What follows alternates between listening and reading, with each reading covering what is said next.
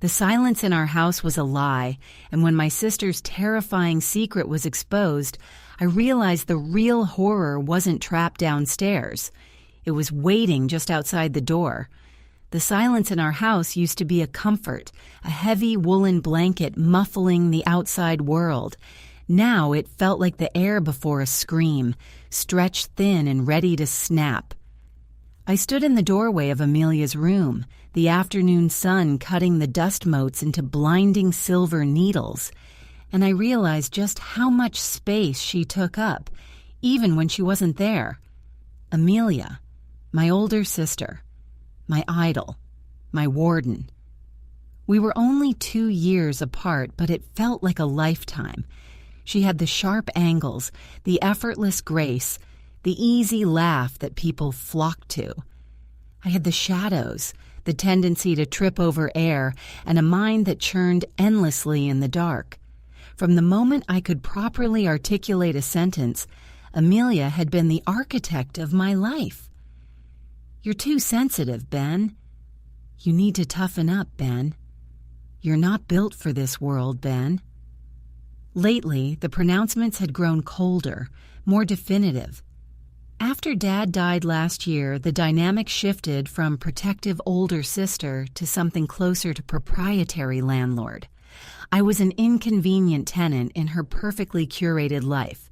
She'd secured the promotion at the firm, she managed the estate, and she made it clear, repeatedly, that my quiet existence, my few freelance editing gigs, my endless hours spent reading obscure historical texts, was a drain on the precious reserves of family legacy. "You're spiraling again, Ben," she'd said just this morning, her voice tight as piano wire over coffee. "You contribute nothing. I'm supporting you. I need you to understand that your presence here is a favor, not a right. Sometimes I genuinely wonder what the point of you is." The words had landed like tiny, perfectly aimed darts, each one finding a soft spot. I didn't argue. Arguing was pointless. She had already decided my utility level, 0. So I retreated. I went to my room, the attic space I'd claimed since childhood, and I did what I always did when the world got too sharp. I wrote. Not articles, not essays. Just words, messy and tangled, poured onto the page of the one thing I kept truly mine, the battered, leather-bound diary hidden beneath the floorboard under my bed. It wasn't just a record. It was the containment unit for every desperate thought, every unvoiced accusation, every secret ambition I dared to harbor against the tyranny of Amelia's perfection. That afternoon, something shifted. Amelia needed the spare key to the storage unit, and she knew I had it. She knocked, sharp and impatient. "Ben, get down here, now!" I brought the key, my hands clammy. As I handed it over, her eyes scanned my face, looking for weakness. "And try to look less like a ghost, won't you? I have clients coming over tonight." "Right," I mumbled, turning back towards the stairs. That's when I heard it. A small, sharp intake of breath from her room, followed by the undeniable, sickening sound of leather scraping against wood. My blood turned to ice. The floorboard. I hadn't replaced it properly this morning. The diary. I bolted up the stairs, 2 at a time, ignoring the protesting groan of the old wood. I flung the door open, forgetting every rule of decorum Amelia had ever drilled into me. She was standing by my desk, her back to me, rigid. In her hands, unmistakable in the harsh sunlight, was it? My journal. She hadn't even bothered to hide the fact that she was reading. Her shoulders were shaking. "Amelia, stop," I managed, my voice a raw croak. "You can't." She didn't turn. Instead, she lifted one hand slowly, almost mechanically, and gently touched the cover, as if it might burn her. Then, without a word, she let the book fall from her numb fingers. It didn't hit the floor. Instead, she spun around, her face a mask I had never seen before, a terrifying mosaic of horror, recognition, and raw, agonizing fear. Her eyes, usually so cold and steady, were wide, unfocused, staring not at me, but through me, at some memory her soul had just dredged up. Her lips parted, trying to form a word, but only a dry, rattling sound emerged. She looked like she had just seen a ghost materialize in my small, dusty room. I braced myself for the explosion, for the rage that would surely follow the violation of my privacy, but the anger never came. Instead, a single crystalline tear tracked a path through the powder on her cheek, and she whispered, her voice barely audible, a confession wrung from a place deeper than resentment. "Ben, the man in the basement. You wrote about him." The name hung in the air between us, heavy and suffocating, smelling of dust, mildew, and the terrible, buried secret of our family's past. The man in the basement. It was the one entry I had never dared to reread, the one chapter I kept locked away even from myself. Yet here it was, exposed by Amelia's sudden, catastrophic paralysis. I hadn't seen that look on her face since childhood. The moment she realized the attic stairs were rickety, or when she saw the depth of the well behind the old stables. It wasn't just shock. It was recognition laced with terror. This wasn't the righteous indignation of a sister catching her brother writing petty grievances. This was the face of someone confronting undeniable proof of something unspeakable. "What did you think it was?" I stammered, taking a hesitant step forward, my own fear suddenly eclipsed by a chilling curiosity about what she had glimpsed in those forbidden pages. Just stories. Fiction I cooked up to cope. Amelia blinked rapidly, trying to pull herself back from the precipice of whatever memory my journal had triggered. Her composure, usually granite hard, was fractured, revealing the panicked girl beneath the successful executive. She wiped her cheek roughly, attempting to regain control, but her eyes remained locked on the fallen diary. It lay splayed open on the worn Persian rug, catching the light on a page filled with my frantic, ink-smudged script detailing the subterranean sounds, the strange metallic scent, the whispers I'd occasionally hear late at night when the house settled. "You wrote about the smell," she breathed out, her voice shaky. "The iron smell, after the storm last fall." My spine went cold. I hadn't told anyone about the iron smell. It was a detail too visceral, too specific to be dismissed as mere imagination. I'd only documented it after she'd rushed me out of the basement during the renovation scare, practically dragging me upstairs, her usual impatience replaced by frantic urgency. "Amelia, that was months ago," I argued, though the defense felt paper thin. "You were just stressed about the insurance claim." She shook her head slowly, backing away until her hip bumped against the edge of the desk. No, Ben, you don't understand what you've written. It's not possible. You couldn't have known." Her gaze darted towards the closed door of my room, as if worried someone else might overhear this catastrophic unveiling. "Known what?" I pressed, my voice gaining a desperate edge. If she knew something about that basement, something beyond the official story of damp foundations and leaky pipes, then my entire foundation, her narrative of my instability, was a lie designed to keep me away from the truth. "You said no one needed me. You said I was making things up. Why the panic now? What is down there?" She took a shuddering breath, and for a fleeting second, I saw a flicker of the old Amelia, the one who shielded me, but it was instantly replaced by sheer, naked terror. She glanced down at the diary again, then back at me, a strange, hunted look settling over her features. "You need to forget you ever wrote those entries, Ben. You need to burn that book right now, and we never speak of this again," she hissed, the veneer of professionalism gone, leaving only raw command. "Forget. You're the one who said I'm unstable. If I burn it, I lose the only evidence that—" "Evidence of what?" she screamed, the volume shocking in the quiet attic space. She took a step toward me, her eyes wide with something akin to panic-fueled rage. "Evidence that you've been eavesdropping? Evidence that you've been obsessing over something that is not your concern?" Before I could process the implication that this was her secret, not mine, she reached out, not to attack, but to grab my arm with surprising strength.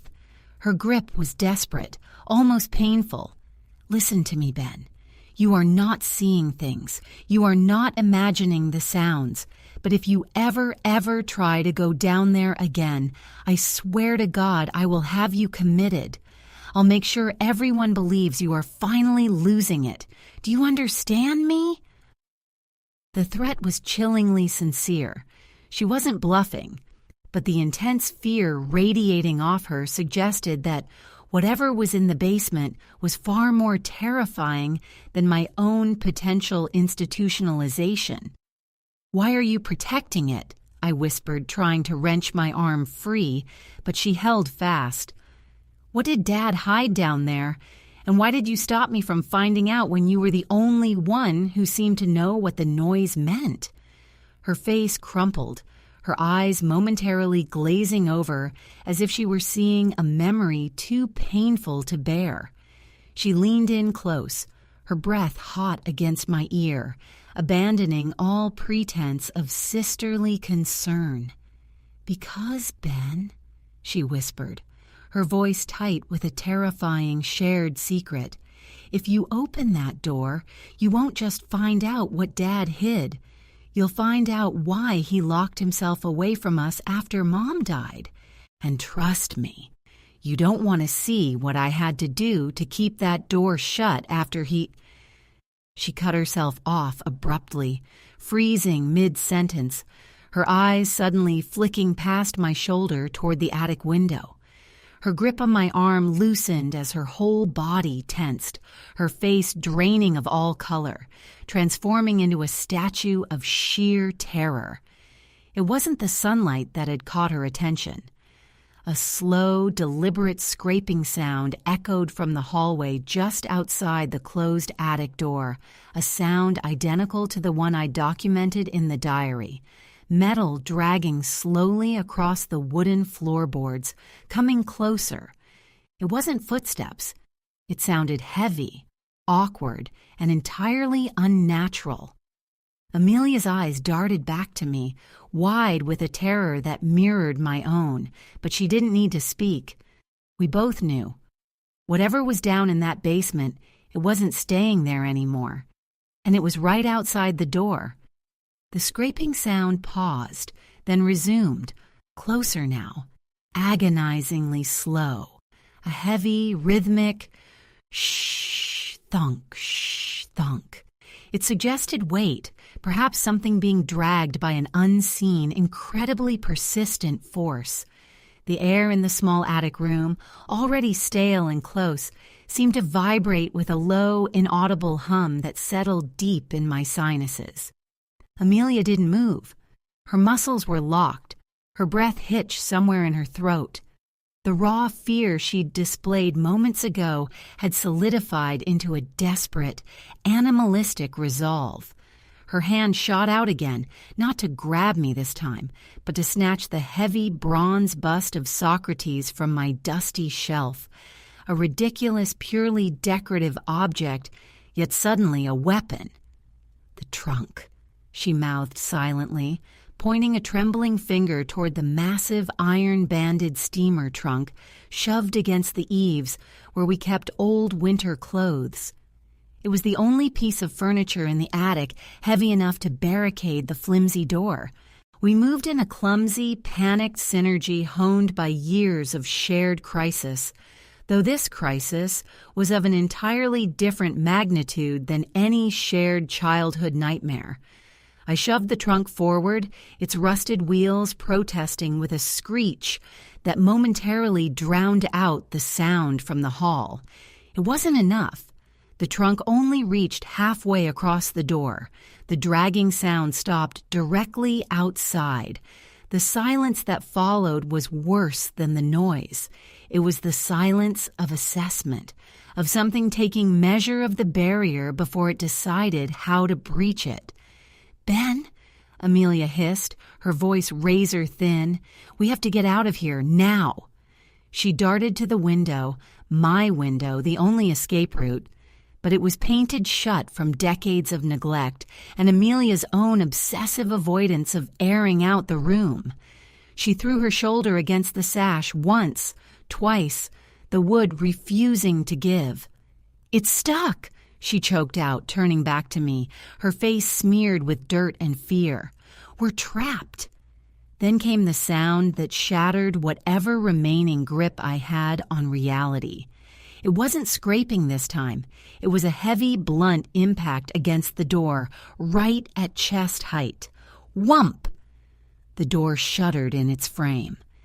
"It knows we're here," I whispered, stumbling back toward the desk where the diary still lay open, a testament to my catastrophic curiosity.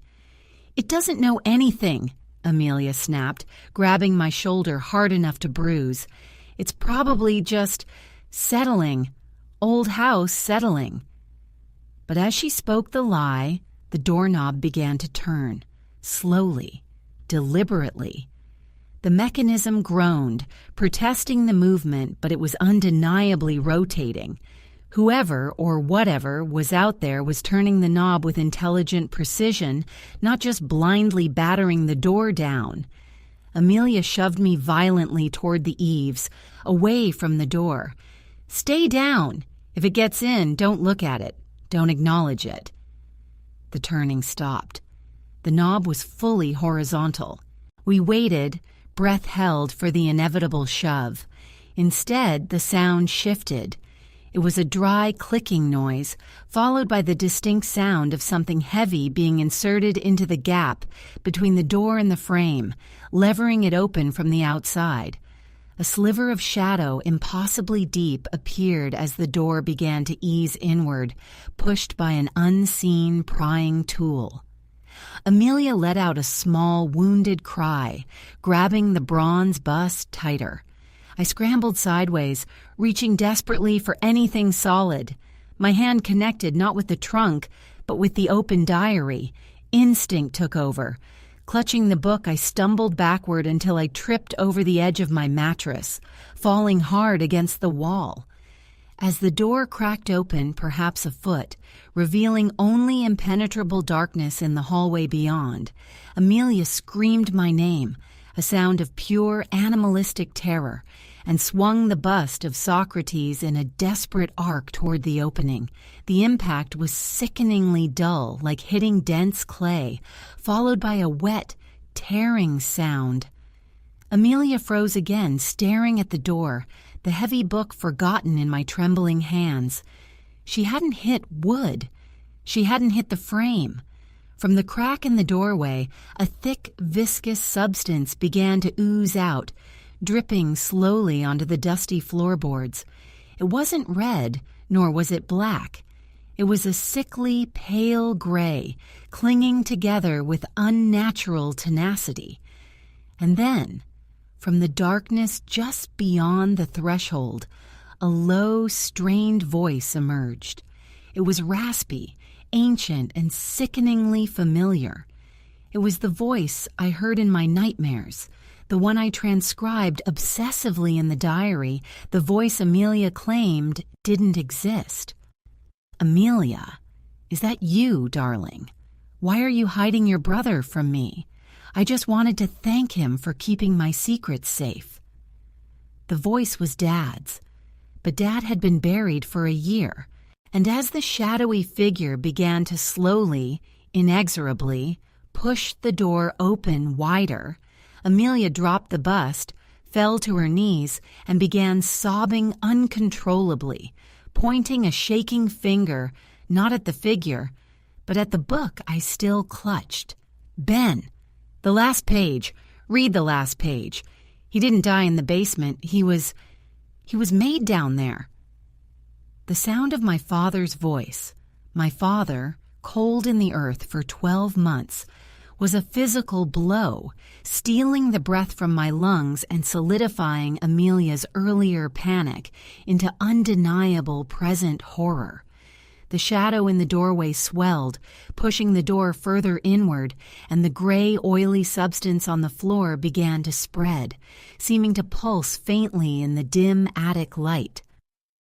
I didn't hesitate. The final entry. The one written in a feverish haze the night before the funeral, detailing the fragmented confessions I'd coaxed from Amelia under extreme duress, confessions she'd later vehemently denied. My fingers, slick with cold sweat, fumbled to turn the brittle final page. The script was frantic, almost illegible, smeared with what I now realized was not just ink, but maybe traces of that same pale residue. He wasn't sick. He was changing. Amelia said the contract needed a vessel, something loyal, something that wouldn't question the work. She said Dad volunteered after the accident, said it was the only way to keep the legacy safe. But the basement wasn't a root cellar. It was an incubator. And when the time came for the exchange, Amelia didn't bury him. She locked him in. And when I asked why he never came back upstairs, she looked at me with that cold, empty smile and said, because he's finally useful. He's guarding the door. I don't know what she means by he, but I think I just saw a hand reach out from under the cellar steps. I finished reading, my throat too constricted to scream. Amelia wasn't protecting a secret. She was tending a hideous, living artifact. My father hadn't died. He had been transformed and set to guard the entrance to whatever hell lay beneath our foundation. I looked up, finally meeting the thing that wore my father's voice. It was tall, unnaturally elongated, the familiar tweed jacket hanging loosely over shoulders that seemed too wide, too sharp. Where his face should have been, the comforting, tired lines I memorized in the hospital, there was only a stretched canvas of pale, glistening skin, pulled taut over something skeletal beneath. The eyes were the worst, not holes, not vacant sockets, but two dull gray spheres that seemed to absorb the light around them. "Ben!" the thing rasped again, taking a slow, dragging step into the attic. The gray ooze followed it, sizzling faintly where it touched the bare wood. Such a good boy, always documenting. Amelia scrambled backward, grabbing my ankle. "He never left the basement, Ben. Not really. He did what Amelia told him to do. He's protecting the core." The core. The word hit me with the force of a physical blow. The core of what? The legacy? The house? The figure paused its advance, its head cocking slightly, a gesture horribly recognizable from my father. It focused its empty gaze not on Amelia, who was hysterical, but on me, the recorder, the observer, the one who had written down the evidence. "You understand too much now, little brother," the creature purred, its voice modulating, becoming deeper, heavier, resonating with power. It took another deliberate step forward, and the dragging sound was explained.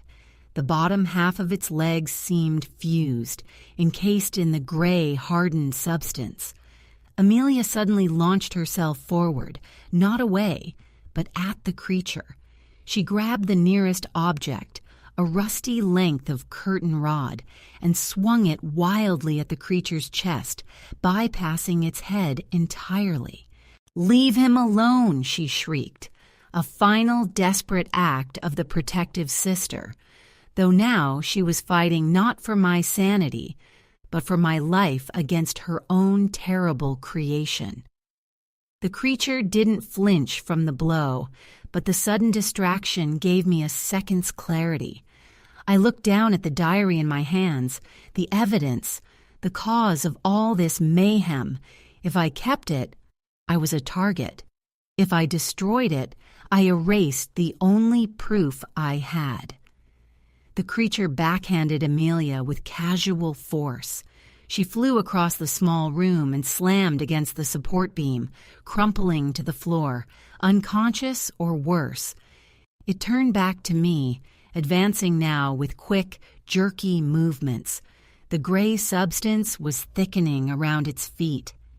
I had maybe 3 seconds. In a blind panic fueled by adrenaline and the desperate need to survive, I threw the diary directly at the face of the thing that used to be my father. It connected with the slick, stretched skin.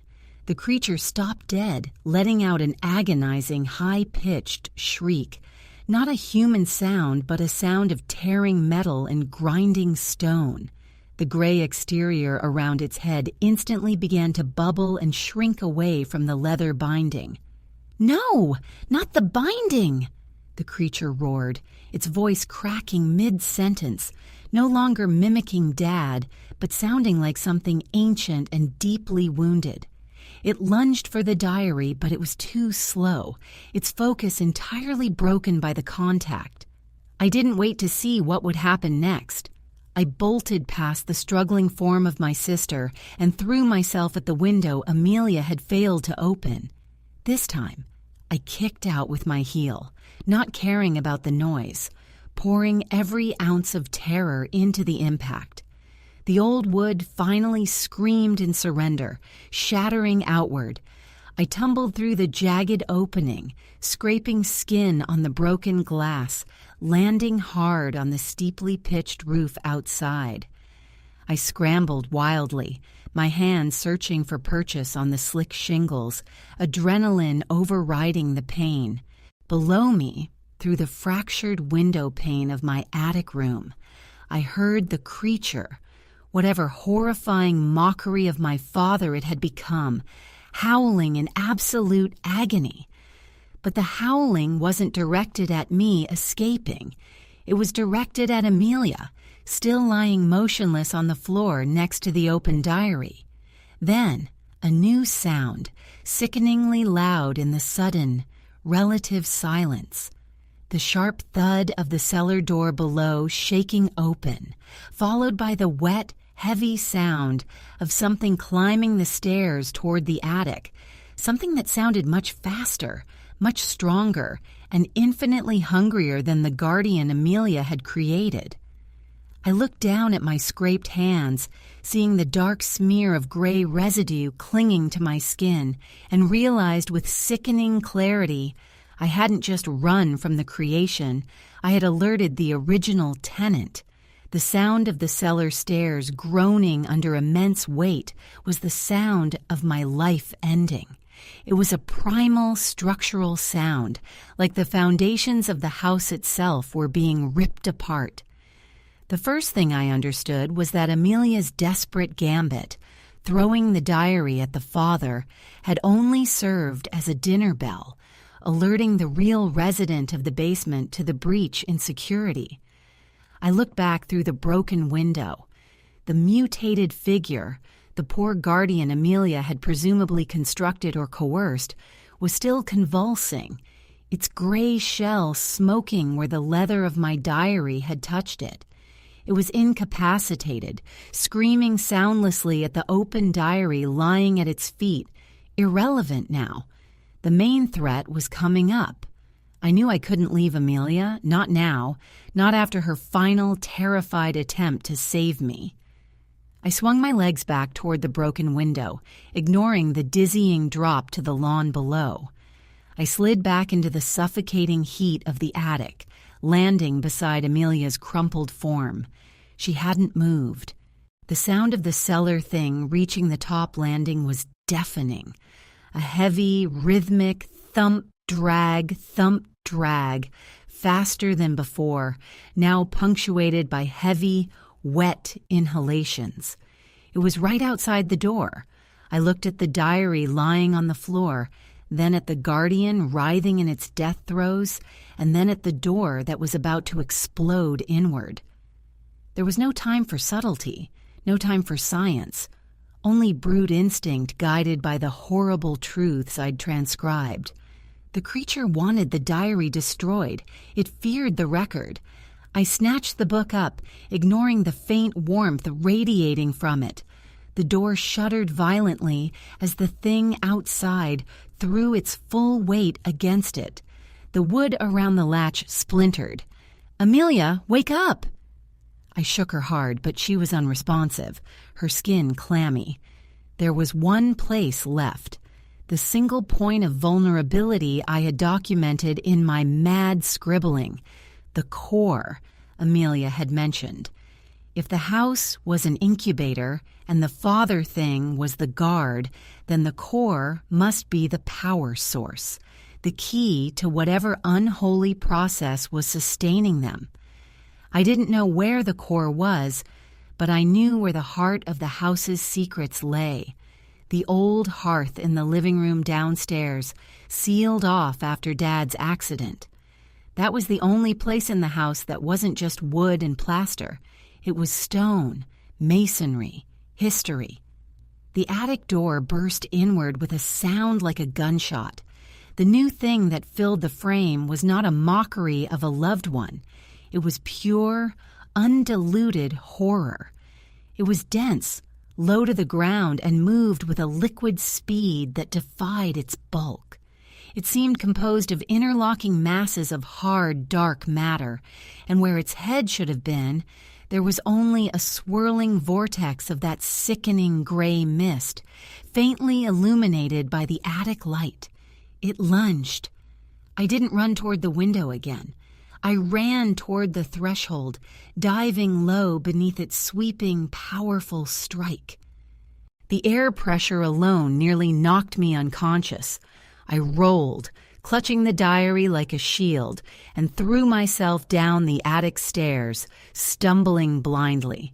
The thing bellowed, a sound like tectonic plates grinding, and followed, a heavy, unstoppable avalanche of shadow and rot pouring down the narrow staircase behind me. I hit the main floor, sprawling onto the polished hardwood of the foyer. The living room door was only 10 feet away. I didn't waste time trying to open it. I hurled my body against the paneled wood. It flew inward, revealing the dark, soot-stained maw of the sealed fireplace. The sound of the thing gaining the bottom of the staircase was terrifyingly close.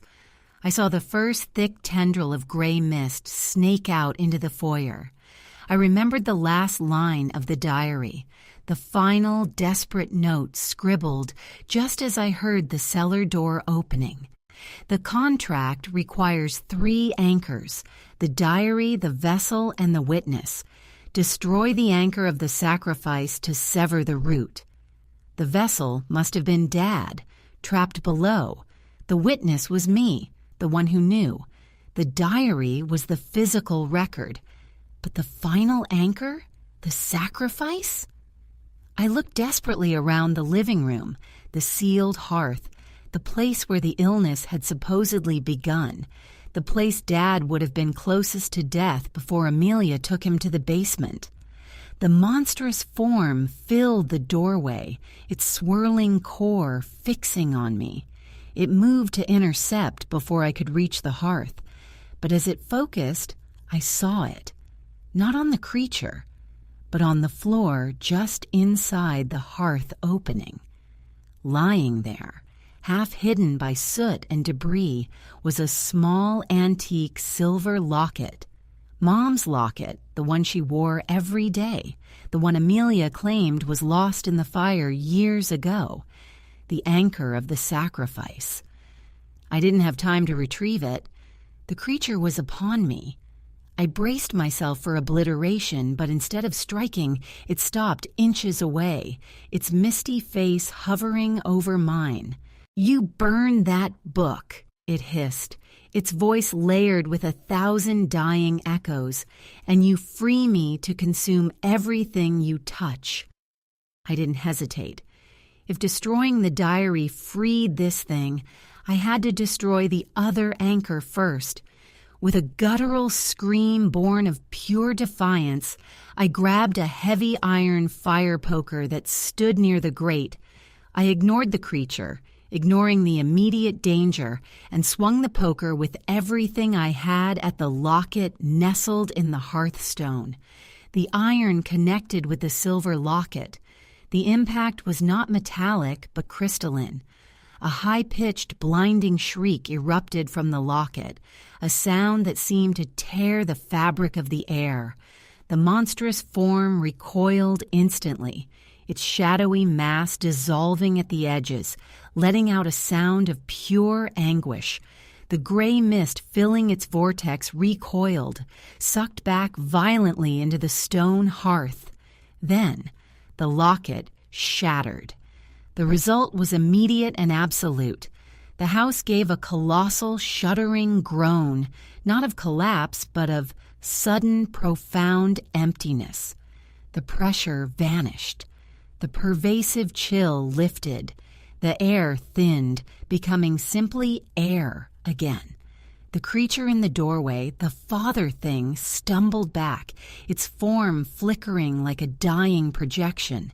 It looked down at the diary still clutched in my hand, then back at the hearth, confusion warring with a horrifying realization on its dissolving features. "Amelia, you broke the oath," the thing whispered, the voice losing its layered power, becoming thin, weak, and recognizably my father's one last time. Then, with a final shuddering exhale, the shadows evaporated. The grotesque figure collapsed inward, shrinking into nothingness, leaving only a small pile of gray, inert ash on the foyer floor. I stood there, shaking violently, the fire poker heavy in my numb hand, the diary still clenched tight. The house was silent, truly silent. The awful comfort of silence had returned. I turned back toward the attic stairs. I had to check on Amelia. As I stepped cautiously across the foyer, my foot nudged something small and stiff near the bottom step. It was the bronze bust of Socrates. It had fallen from the attic, but stuck to the base, glistening faintly against the tarnished metal, was a single perfectly formed human fingernail, broken cleanly at the quick. It wasn't gray or desiccated. It was perfectly normal, and it was entirely too large to belong to me or to the dissolved shade of my father. I looked up at the gaping hole in the attic ceiling, realizing that in destroying the anchor, I hadn't just killed a monster. I had severed the connection to whatever dark thing Amelia had been trying to appease. And in doing so, I had exposed myself to whatever else had been watching the whole time. The silence was deep, but I could already hear a faint new sound echoing from the far end of the dark, empty cellar. A sound Amelia had never written about because it had only just begun. It sounded like slow, insistent tapping,